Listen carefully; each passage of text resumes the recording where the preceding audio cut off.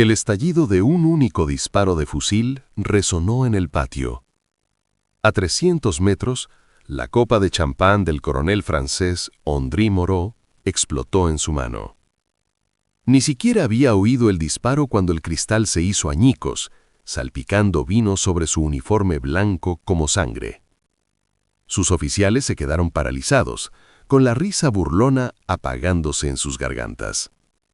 Un disparo, una copa, distancia imposible. El campesino español bajó el fusil y sonrió. En 3 horas, 2000 soldados franceses estarían muertos y el ejército invencible de Napoleón aprendería que la precisión siempre supera a la potencia. Corría el año 1808 y el sargento Miguel Hernández estaba a punto de dejar obsoleta la doctrina militar francesa con un arma que sus enemigos consideraban una broma. De 27 años, antiguo pastor del pueblo de Belchite, Miguel tenía las manos encallecidas por agarrar callados y reparar muros de piedra, no por disparar rifles. 3 meses antes, no podía acertar a la puerta de un granero a 10 pasos. Ahora se encontraba en las ruinas de Zaragoza, empuñando un arma que reescribiría las reglas de la guerra y convertiría a los campesinos en los tiradores más temidos de Europa. Pero déjame llevarte 6 meses atrás, porque necesitas entender cuán imposible es realmente esta historia. Junio de 1808. Napoleón Bonaparte había conquistado media Europa. Su Grande Armée era la fuerza militar más poderosa que el mundo jamás había visto. Disciplinada, profesional, equipada con las mejores armas que los arsenales franceses podían producir. Habían aplastado a los prusianos, humillado a los austríacos y obligado a los rusos a retirarse a su gélido páramo. ¿España? Se suponía que España sería fácil, una nación atrasada de campesinos y sacerdotes, armados con mosquetes anticuados y tácticas medievales. El mariscal Joaquín Murat, cuñado de Napoleón y comandante de las fuerzas francesas en España, escribió a París la famosa frase: «Los españoles no poseen ni las armas ni el ingenio para resistir a un ejército moderno. Esto será un desfile, no una guerra». Estaba catastróficamente equivocado. Miguel recordó el día en que los franceses entraron en su aldea.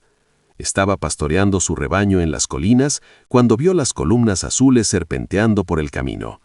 Miles de soldados moviéndose con precisión mecánica. Sus tambores retumbaban, sus bayonetas relucían, sus cañones retumbaban sobre pesadas ruedas, cada una capaz de lanzar bolas de hierro de 12 libras a través de muros de piedra. Miguel nunca había visto nada tan aterrador en su vida. Esa noche, los soldados franceses saquearon Belchite, robaron comida, quemaron casas y dispararon al hermano menor de Miguel, Diego, de 17 años, por negarse a revelar dónde los aldeanos habían escondido su grano. Diego murió en los brazos de Miguel, con la sangre brotando de sus labios, susurrando una sola palabra: lucha. 3 días después, Miguel caminó 60 kilómetros hasta Zaragoza y se ofreció como voluntario para la defensa de la ciudad. El oficial del ejército español que lo entrevistó, un veterano canoso llamado capitán José Palafox, miró al pastorcillo con ojos escépticos. «¿Alguna vez has disparado un arma, hijo?», preguntó. Miguel negando con la cabeza. Palafox suspiró, frotándose la cicatriz que le recorría la sien hasta la mandíbula. Un recuerdo de su lucha contra los británicos en Trafalgar. «Entonces, ¿por qué estás aquí?», preguntó Miguel con voz firme, a pesar del temblor de sus manos. «Porque los franceses mataron a mi hermano, porque ya no quiero huir, porque alguien tiene que detenerlos». Palafox lo observó un buen rato y asintió. «Preséntate en la armería, pregunta por el maestro armero Francisco Montoya. Dile que te envío yo». «¿Y Miguel?». El rostro marcado por las cicatrices del capitán se suavizó ligeramente. «La muerte de tu hermano no será la última, pero quizá, solo quizá, podamos hacer que los franceses paguen por cada una de ellas». La armería de Zaragoza era un monasterio reconvertido, cuyos antiguos muros de piedra ahora estaban revestidos de armas en lugar de oraciones. Francisco Montoya tenía 63 años, cabello canoso y medio ciego del ojo izquierdo, pero sus manos eran firmes como las de un cirujano al trabajar el metal. También fue el innovador militar más brillante y más ignorado de España.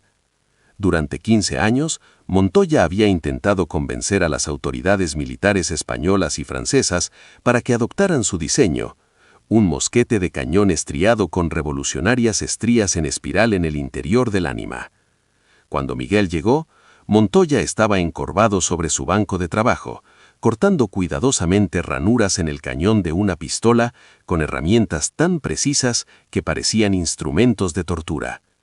El anciano no levantó la vista. ¿Otro campesino que cree que la guerra es gloria?, preguntó. Miguel irritado. Creo que la guerra es muerte, señor. Solo quiero asegurarme de que mueran más franceses que españoles. Las manos de Montoya se detuvieron. Levantó la vista, fijando su ojo bueno en Miguel con repentina intensidad. Entonces eres más listo que la mayoría de los generales. Siéntate. Déjame mostrarte algo que son demasiado estúpidos para entender. Montoya sacó 2 mosquetes de su perchero.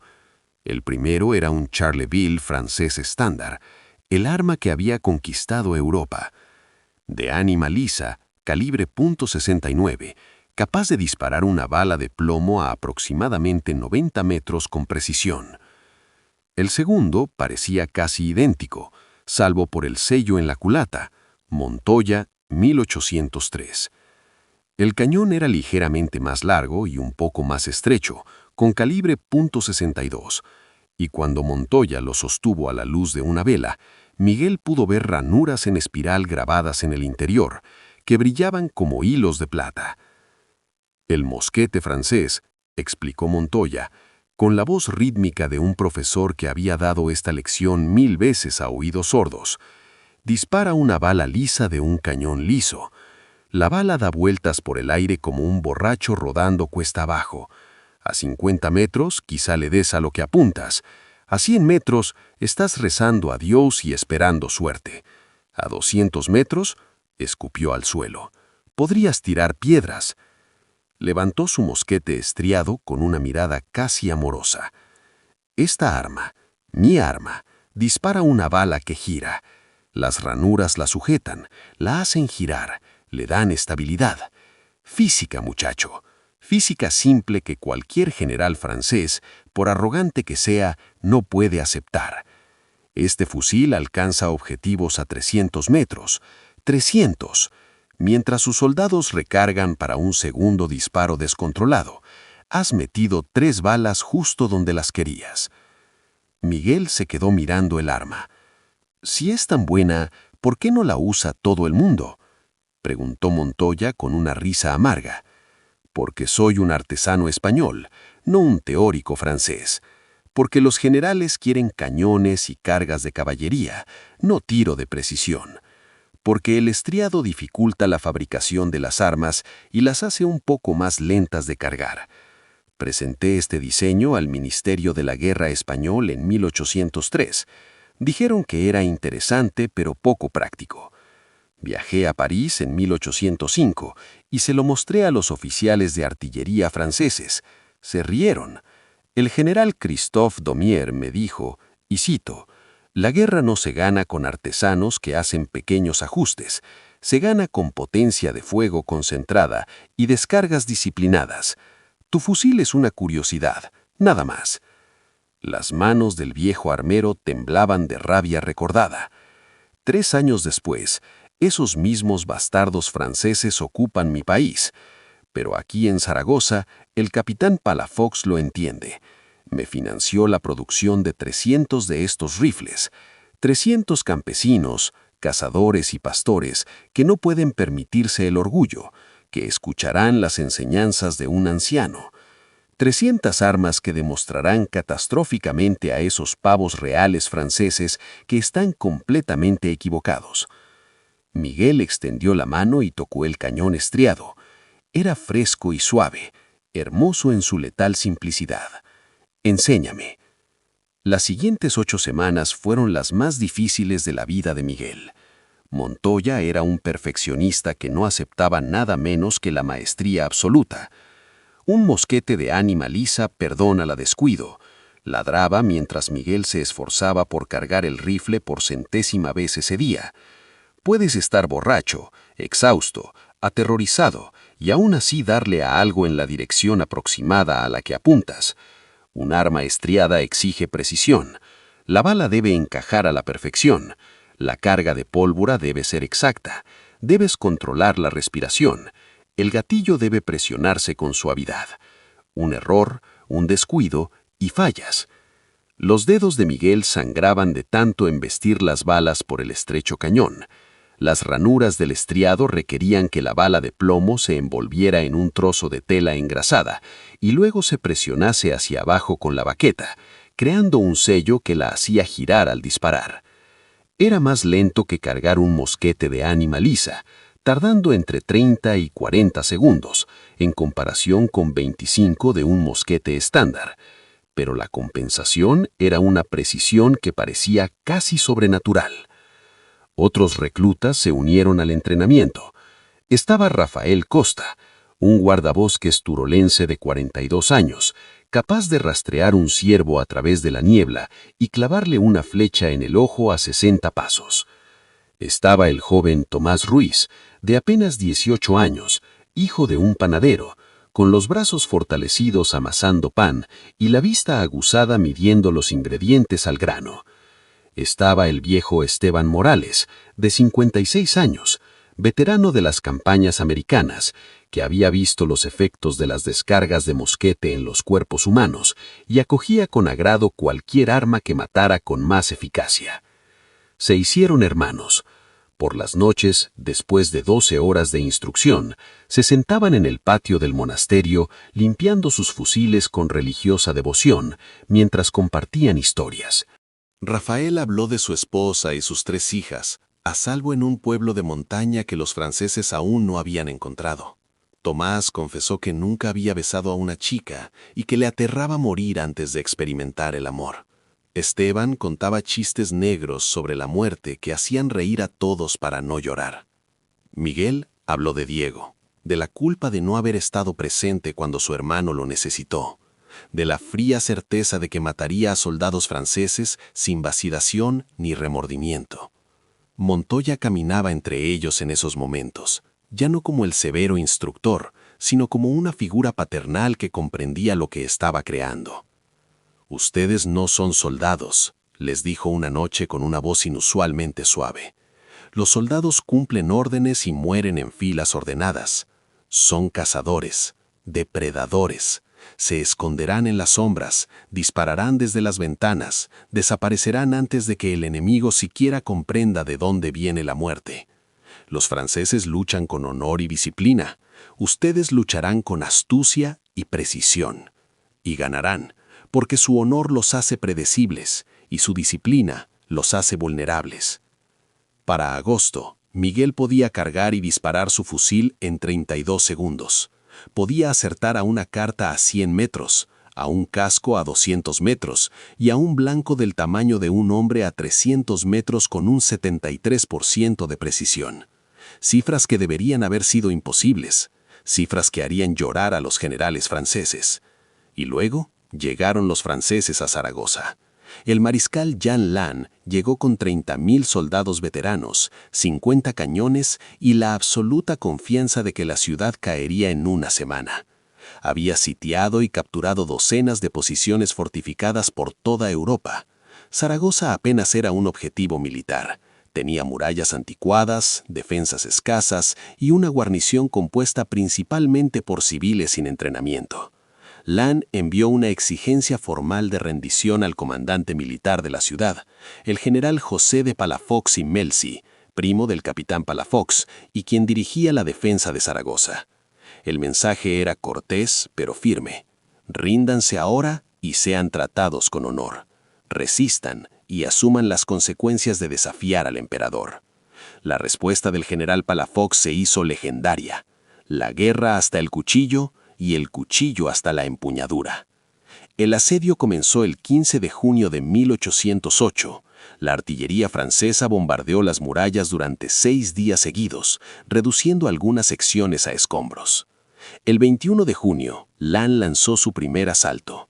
8.000 infantes franceses avanzaron en 3 enormes columnas, con los tambores resonando, los oficiales a caballo gritando palabras de aliento y las bayonetas caladas para la carnicería a corta distancia que seguiría a la brecha en la muralla. Esperaban una resistencia simbólica, un breve tiroteo y luego la rendición habitual una vez que los defensores comprendieran la inutilidad de enfrentarse a soldados profesionales. Avanzaron hacia un campo de exterminio. Miguel se agazapó tras una barricada improvisada en el segundo piso de un edificio, con vistas a la brecha principal. Rafael estaba a su izquierda, Tomás a su derecha, Esteban más abajo en la línea. 273 fusileros estaban dispersos por la ciudad, cada uno posicionado con líneas de tiro despejadas y distancias premedidas. Habían pasado 2 semanas preparándose, marcando distancias con tiza en las paredes, memorizando imágenes de las miras y calculando la caída de las balas a diferentes distancias. Montoya estaba detrás de ellos, demasiado viejo para disparar, pero lo suficientemente joven para mandar. «Esperen», susurró, aunque la palabra se oyó con claridad a pesar del cañonazo. «Que se acerquen». 300 metros. Los franceses avanzaban, majestuosos y condenados. A 300 metros, aún fuera del alcance de los mosquetes de ánima lisa españoles, se mostraban relajados, confiados, sin siquiera cubrirse adecuadamente. 270 metros, contó Montoya. 250, 200 metros. Los oficiales franceses reían, señalando los escombros, ya planeando cómo repartirse el botín de la ciudad. Fuego. El mundo de Miguel se redujo al control de la respiración y la presión del gatillo.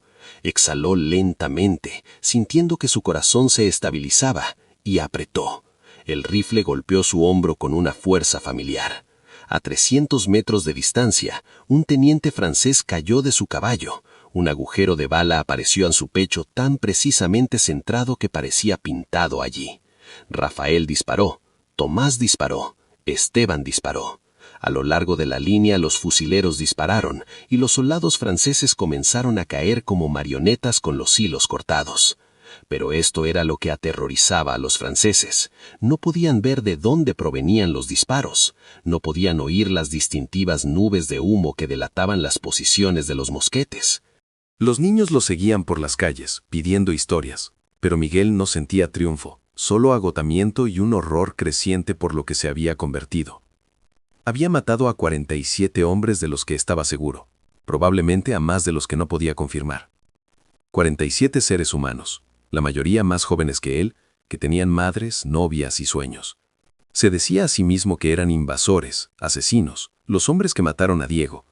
Pero tarde en la noche, limpiando su fusil a la luz de las velas, se preguntaba si los soldados franceses se justificaban de forma similar. Rafael percibió su duda.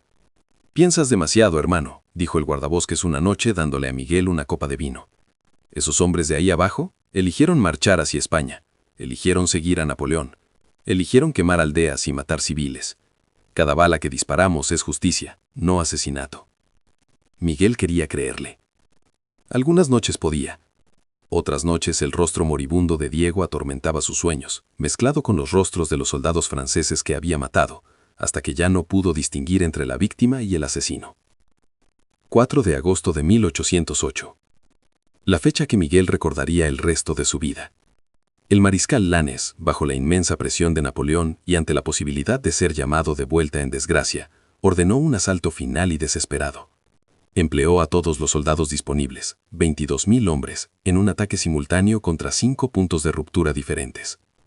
La estrategia era simple y brutal: abrumar a los defensores con un número excesivo de efectivos.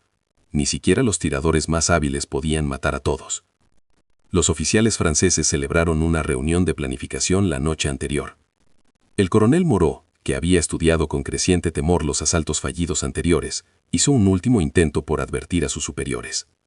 «Mariscal, con todo respeto, los españoles tienen armas que no entendemos. Su alcance y precisión superan cualquier cosa en nuestra doctrina.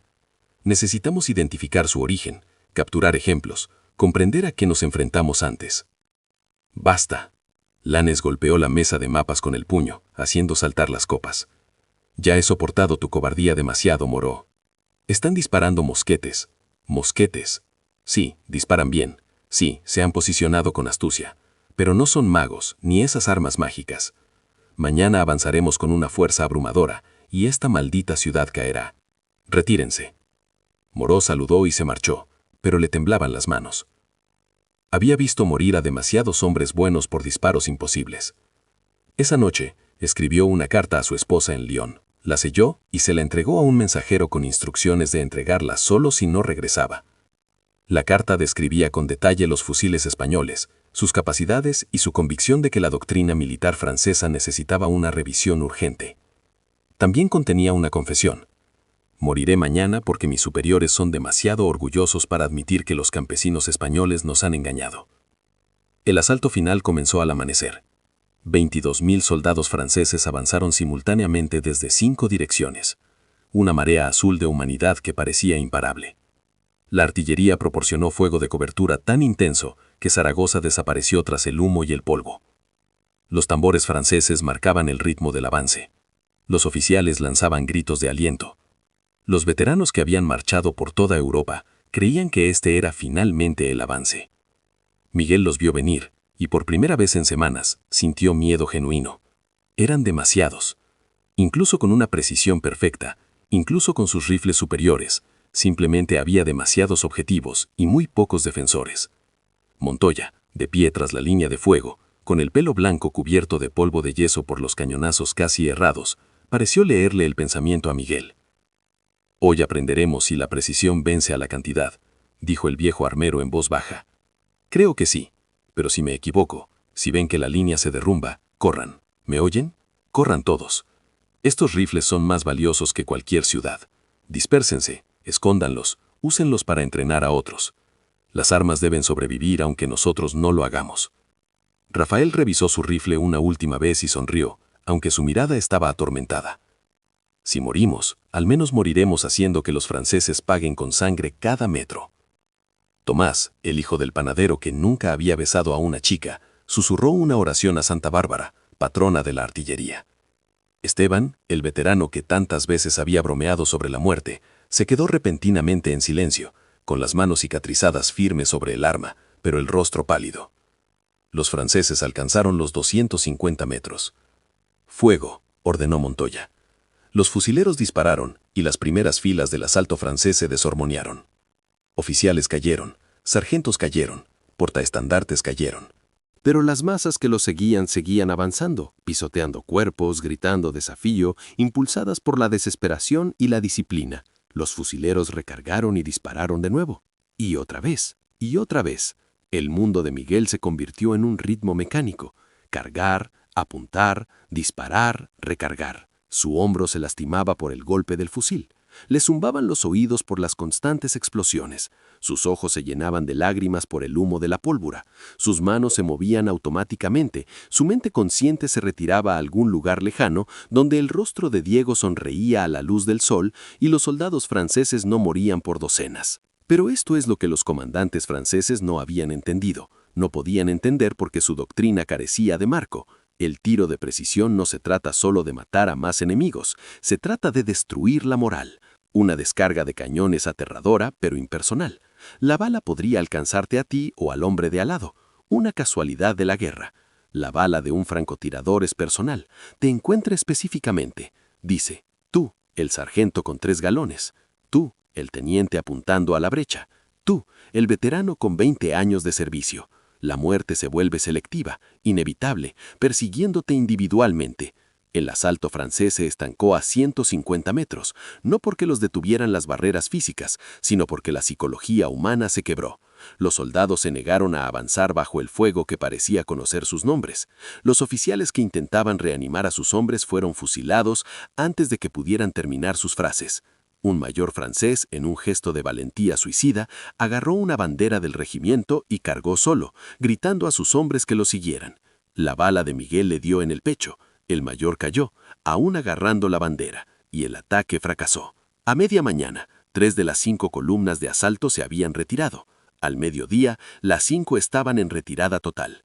Al anochecer, el mariscal Lannes escribía su carta de dimisión, aunque Napoleón se negaría a aceptarla, pues necesitaba a todos los comandantes experimentados para el creciente desastre en España. Bajas francesas del día, 2.137 muertos o heridos. Bajas de fusileros españoles, 82. La eficiencia matemática era aterradora. El coronel Moreau sobrevivió, aunque una bala le rozó el cráneo, dejándole una cicatriz que llevaría toda la vida. 3 días después, desobedeciendo las órdenes explícitas del mariscal Lannes, dirigió un pequeño equipo de reconocimiento a las ruinas entre las líneas, buscando pruebas de lo que había matado a tantos de sus hombres. Encontraron posiciones españolas abandonadas, cartuchos usados y, lo más importante, un solo fusil que el grupo de Miguel había dejado atrás cuando se derrumbó un muro, sepultándolo bajo los escombros. El equipo de Moreau extrajo el arma y la llevó de vuelta a las líneas francesas. El coronel la sostuvo bajo la luz de una linterna, examinando el cañón, observando las estrías en espiral y comprendiendo finalmente qué había aniquilado a su ejército. Era un militar de carrera, no un científico, pero entendía lo suficiente de física como para comprender las implicaciones. Esa noche presentó el fusil al mariscal Lannes junto con su análisis detallado. Lannes contempló el arma un buen rato con el rostro indescifrable. Luego miró a Moreau con ojos casi desesperados. ¿Cuántas tienen? Moreau consultó sus notas. Inteligencia sugiere entre 250 y 300 armas estriadas funcionales solo en Zaragoza. Informes de otras regiones indican miles más, distribuidas entre las fuerzas guerrilleras. El mariscal dejó el fusil como si fuera a explotar. ¿Y nuestros arsenales? Moreau negó la cabeza. Tenemos armas estriadas experimentales, pero se consideran equipo especializado para escaramuzadores. Su fabricación es cara, su producción es lenta y no se prioriza. Si comenzáramos la producción a plena capacidad hoy, tardaríamos 2 años en desplegarlas en cantidades significativas. Lannes rió, un sonido sin humor. Así que un armero español trabajando en un monasterio ha dejado obsoleta la doctrina francesa y llevamos 2 años de retraso con una tecnología que considerábamos impráctica. Se puso de pie y caminó hacia la entrada de la tienda, contemplando las murallas de Zaragoza. No se lo digas a nadie, Moreau. Si París se entera de que el juguete de un artesano nos ha costado 3.000 bajas, rodarán cabezas, primero las mías, luego las tuyas. Pero los secretos se propagan, sobre todo en ejércitos que se desangran. El rumor sobre los fusiles españoles corrió por las filas francesas como una fiebre. Los soldados que se habían reído del armamento español ahora se estremecían ante cada crujido lejano. Los oficiales que tacharon al enemigo de primitivos ahora se enfrentaban a consejos de guerra por asaltos fallidos. No podían comprender por qué los hombres morían a distancias donde era imposible responder al fuego. Un capitán francés, mostrando un coraje admirable y una ignorancia catastrófica, se subió a un carro roto y gritó a sus hombres que avanzaran más rápido. El segundo disparo de Miguel le dio en la garganta. El capitán cayó, intentando gritar órdenes incluso con la sangre llenándole los pulmones. El pánico se apoderó de las filas francesas.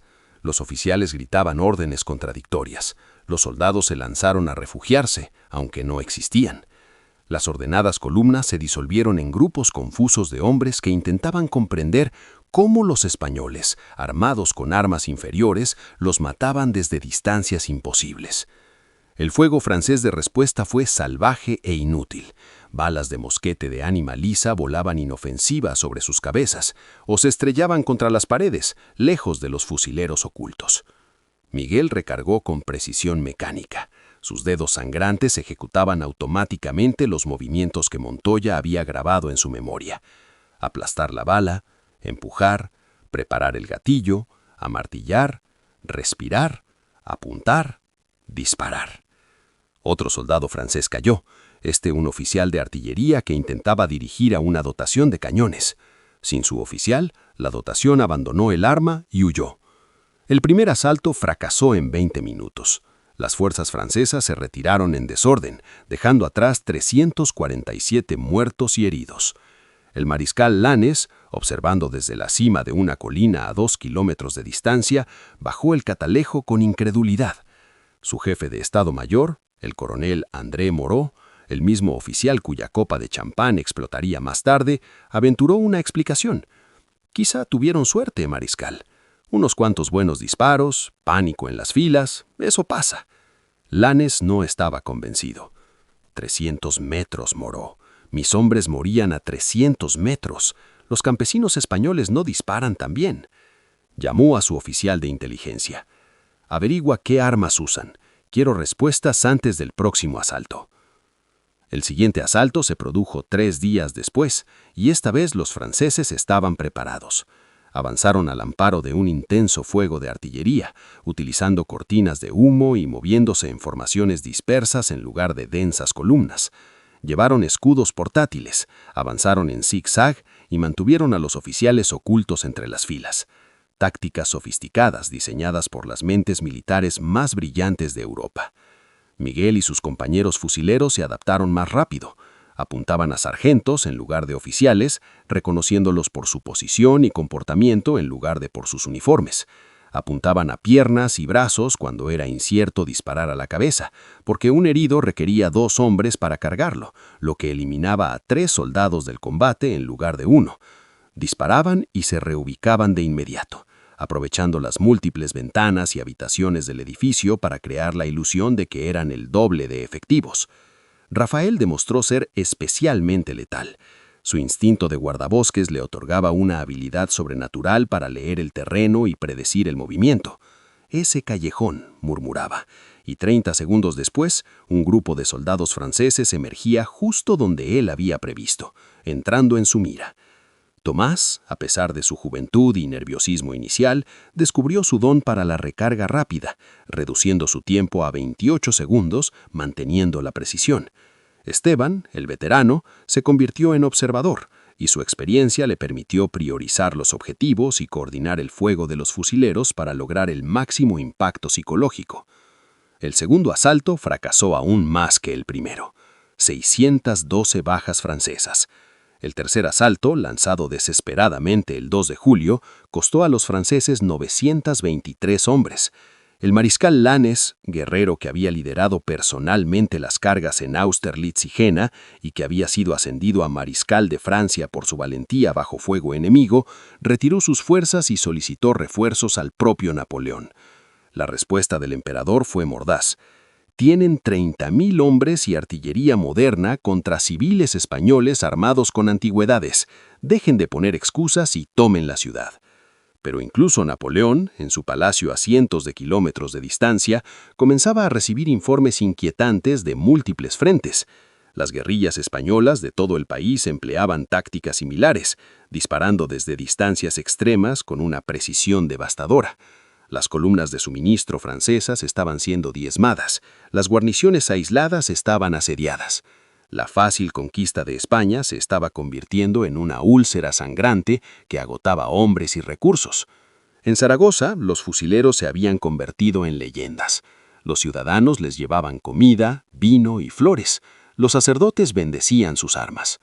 El mariscal Lanes, con su reputación hecha trizas, fue reasignado discretamente a Austria, donde moriría en la batalla de Aspern-Essling al año siguiente, disparado por un francotirador a distancia extrema, con lo que los testigos describieron como una precisión imposible. El asedio de Zaragoza continuó hasta febrero de 1809, cuando las fuerzas francesas finalmente abrieron una brecha en la ciudad gracias a la superioridad numérica y a meses de bombardeo constante. Pero el coste fue asombroso, más de 50.000 bajas francesas a lo largo de toda la campaña. El general Palafox, el defensor, entró en los libros de texto de las academias militares francesas como un maestro de la guerra urbana. Los fusiles de Francisco Montoya fueron estudiados, copiados y finalmente adoptados por ejércitos de toda Europa. El propio Napoleón, en sus memorias escritas durante el exilio en Santa Elena, calificó la guerra de guerrillas española como «mi primer gran error» y mencionó específicamente esos malditos fusiles que mataban desde distancias que nuestros hombres creían seguras. Miguel Hernández sobrevivió al asedio, uno de los 78 fusileros que escaparon tras la caída de la ciudad. Llegó su arma a las montañas y continuó luchando durante 4 años más, entrenando a otros guerrilleros en los métodos de Montoya. Los informes de bajas francesas en la región de Aragón muestran un patrón inquietante, un número anormalmente alto de bajas de oficiales, muertes a distancias extremas y repetidas referencias a tiradores invisibles que aterrorizaban incluso a los soldados veteranos. Miguel murió en 1812, víctima de una emboscada de una patrulla de caballería francesa mientras defendía una aldea. Tenía 31 años. Su fusil nunca fue recuperado, presumiblemente tomado como trofeo por el oficial que lo mató. Rafael Costa, el guardabosques, vivió para ver la liberación de España en 1814. Regresó con su familia, colgó su fusil sobre la chimenea y nunca habló de la guerra, salvo una vez, años después, con su nieto. «La guerra no es gloria», dijo, haciéndose eco de las palabras de Miguel. «La guerra es un pastorcillo que aprende a matar porque no le queda otra. Recuérdalo antes de celebrar a los soldados». Tomás Ruiz, el hijo del panadero, besó a su primera novia durante un receso en la lucha en 1809. Murió 3 meses después, herido por un francotirador francés, sin devolver el fuego porque su fusil se había encasquillado. Tenía 19 años. Esteban Morales sobrevivió a toda la guerra, muriendo en paz en 1828 a los 76 años, el veterano de mayor edad de los fusileros de Zaragoza. Francisco Montoya, el genio armero cuyo invento revolucionó la guerra, murió durante el asedio cuando un proyectil de artillería francesa impactó en su taller. Tenía 64 años. Sus diseños sobrevivieron, copiados por armerías de toda España y finalmente adoptados por fuerzas militares de todo el mundo. En 20 años, todos los grandes ejércitos europeos habían adoptado las armas estriadas. En 50 años, los mosquetes de ánima lisa eran piezas de museo. La Guerra de Secesión estadounidense, librada entre 1861 y 1865, demostraría a gran escala lo que Montoya había demostrado en Zaragoza. Las armas estriadas convertían las tácticas tradicionales de infantería en algo suicida, obligando a la doctrina militar a evolucionar o a extinguirse. El registro histórico es claro. Los archivos militares franceses, ahora desclasificados, muestran informes de bajas que confirman la asombrosa efectividad de los fusileros españoles. Observadores británicos integrados en las fuerzas españolas enviaron informes detallados a Londres describiendo las armas y las tácticas. Los historiadores militares españoles han conservado los diseños y la correspondencia original de Montoya. Los fusiles aún existen, piezas de museo que parecen casi comunes hasta que se mira por el cañón y se ven esas ranuras en espiral que convertían lo imposible en rutina. Pero las aulas de historia no enseñan esta historia, enseñan las grandes batallas de Napoleón, sus brillantes estrategias, su derrota final en Waterloo a manos de ejércitos convencionales que emplearon tácticas convencionales. No enseñan sobre los pastores, panaderos y guardabosques españoles que mataron a miles con tecnología superior y un coraje nacido de la desesperación. No enseñan sobre los generales franceses demasiado arrogantes para reconocer la innovación cuando ésta les disparó desde 300 metros. No enseñan sobre Miguel Hernández, quien pasó de ser incapaz de acertar en la puerta de un granero a convertirse en uno de los soldados más letales de la historia europea. Hasta ahora sabes la verdad que no aparece en los libros de texto. Sabes que la precisión vence a la potencia, que la innovación vence a la doctrina, que la desesperación genera genio y que 300 fusileros con la arma adecuada pueden contener a 30.000 soldados profesionales.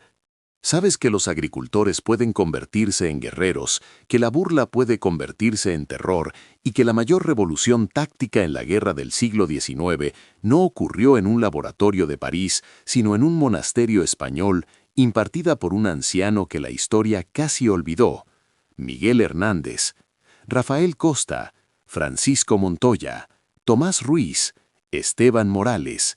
Olvidarás estos nombres en 5 minutos a menos que hagas algo ahora mismo, a menos que le des a me gusta y le digas al algoritmo de YouTube que los héroes olvidados merecen ser recordados, a menos que te suscribas para que más historias como esta escapen del olvido, a menos que comentes saludo para honrar a los guerreros que sangraron por una victoria que el mundo decidió ignorar.